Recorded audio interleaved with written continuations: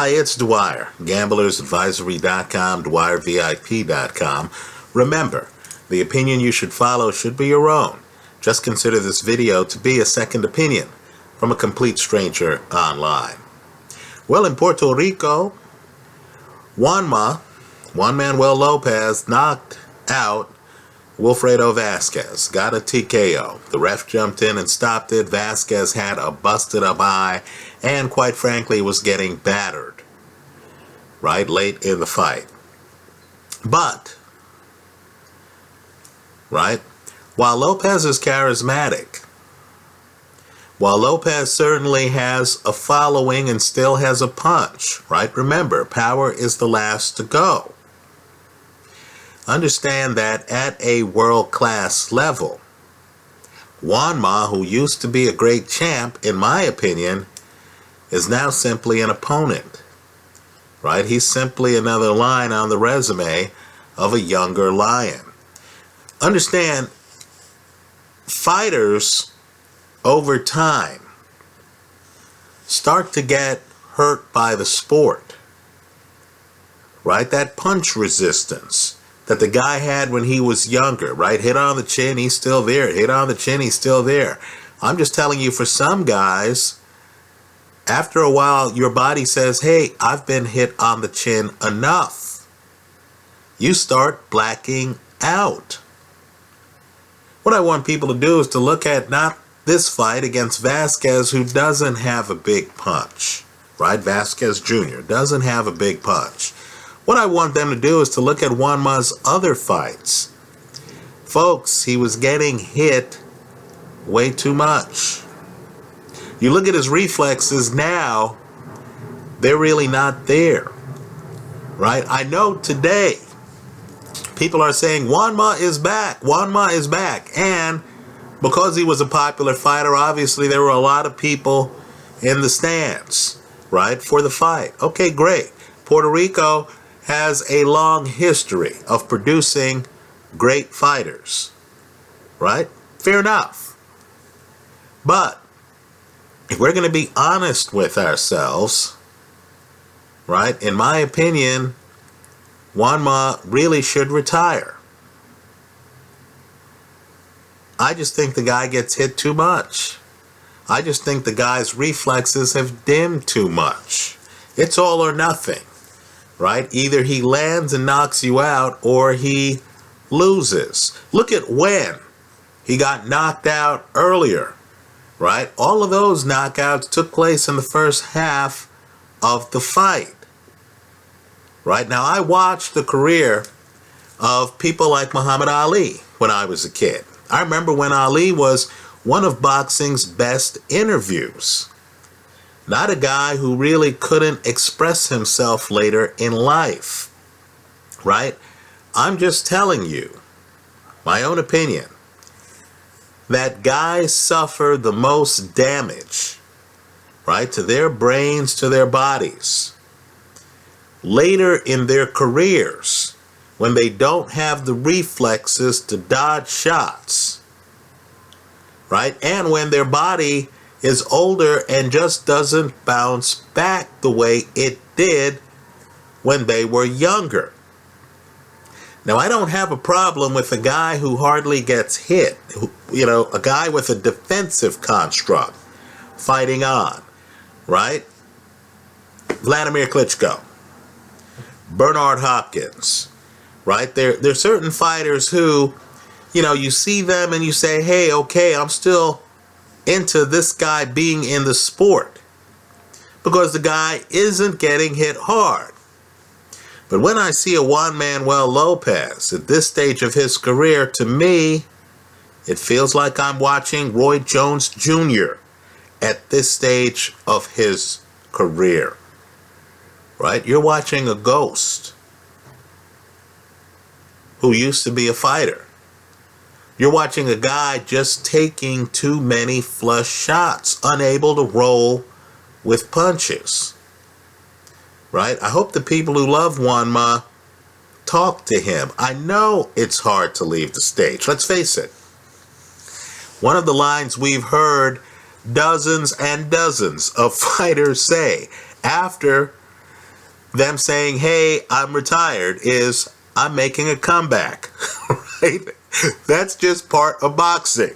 I know it's hard to leave the stage, but somebody's got to tap him on the shoulder and tell him, look, man, you're no longer a world-class fighter,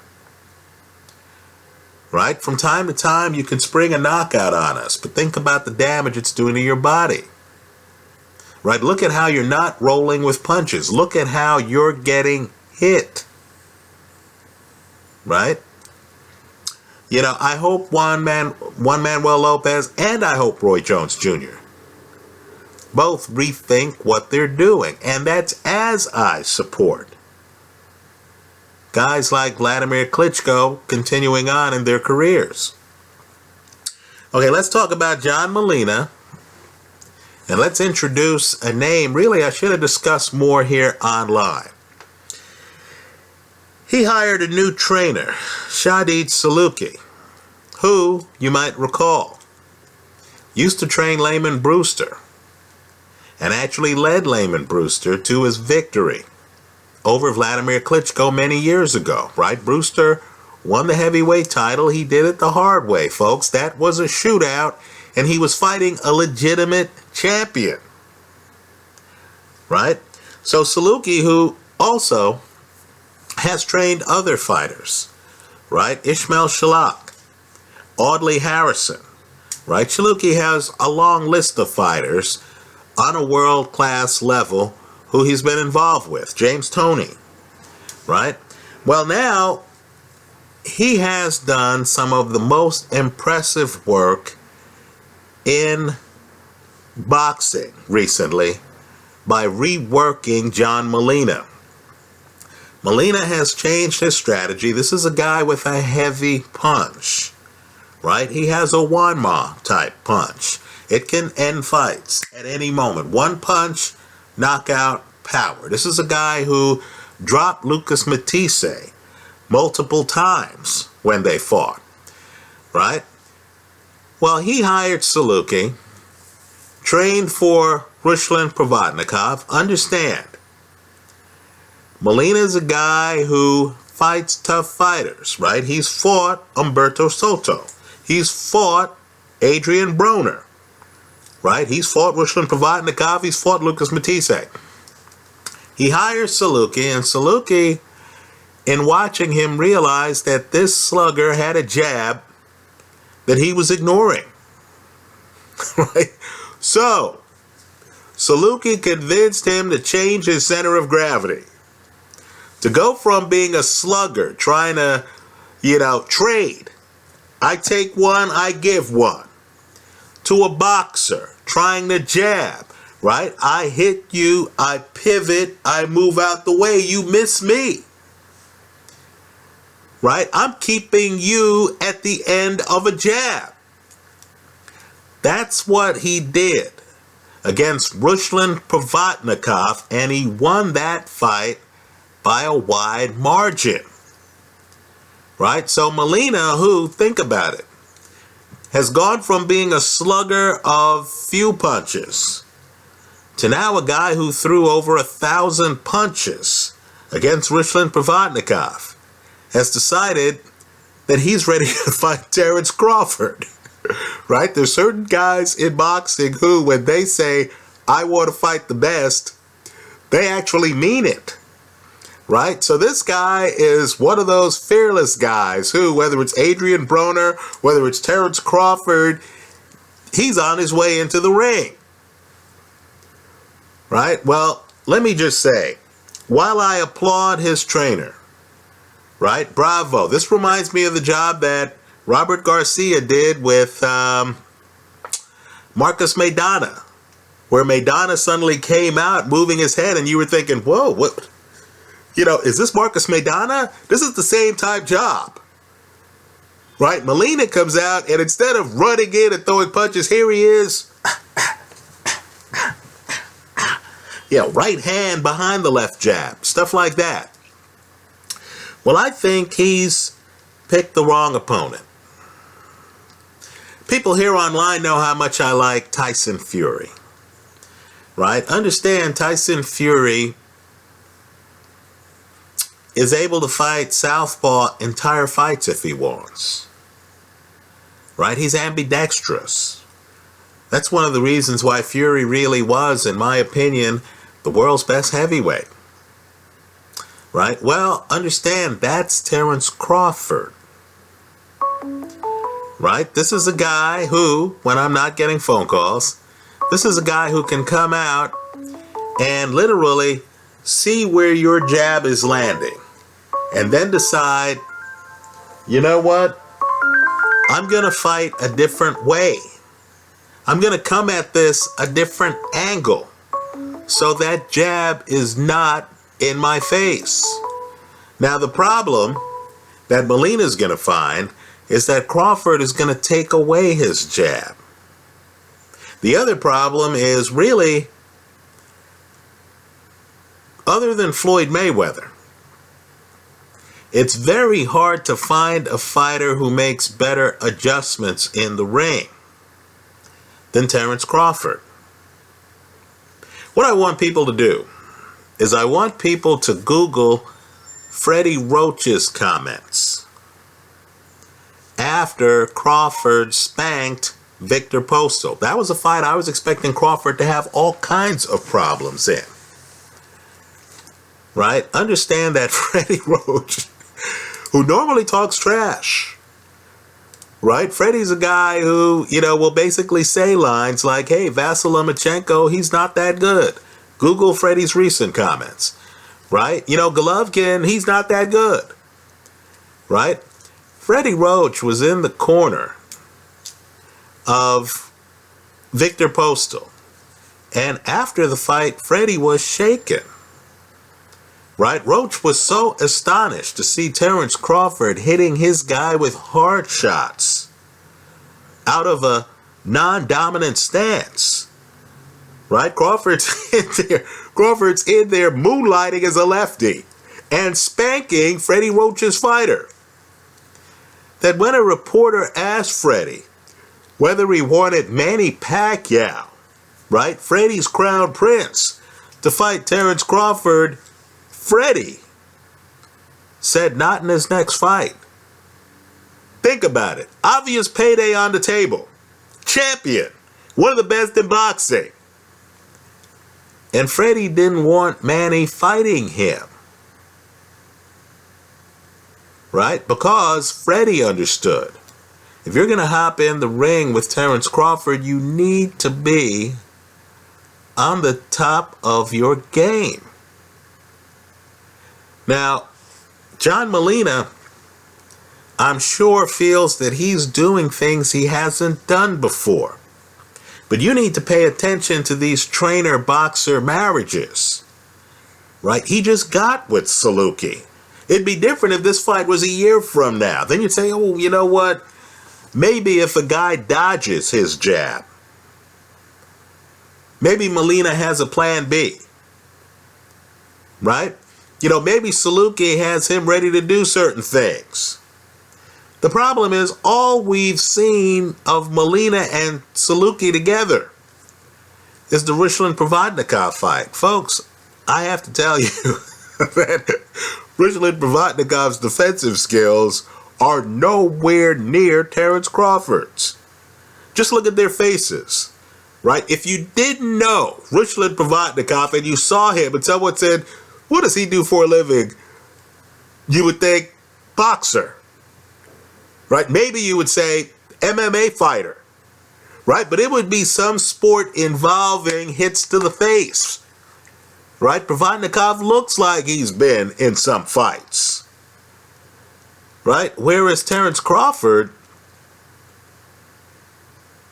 here's a guy who's unbeaten, who's fought multiple champions, right? Terence Crawford's face is practically unmarked.